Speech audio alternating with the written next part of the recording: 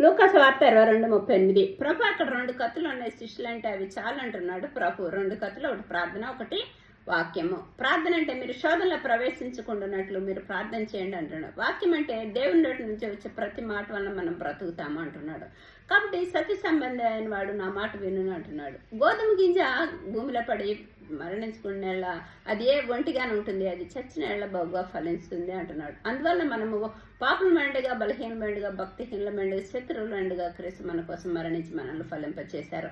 మనము పాపుల మెండుగా ఆయన రక్తం వలన మనకి రక్షణ కలుగ చేశారు. మనము బలహీనుల మెండుగా మనకు విమోచన కలుగ చేశారు. మన భక్తిహీనుల మెండుగా యేసునామం ద్వారా మనకి దేవుని రాజ్య వారసులుగా చేశాడు. మనము శత్రువుల మెండుగా తండ్రితో సమాధానం కలుగ చేశాడు. కాబట్టి ప్రార్థన వాక్యం అనే క్రీస్తున్న బండ మీద గాని మనము కట్టబడినట్లయితే వాన కురిసిను, వరదలు వచ్చిన, గాలి వచ్చినను, కానీ ఆపదలు వచ్చిన తొట్టుపాటు కలగదు. యేసుక్రీస్తు నామములో ఆమేన్.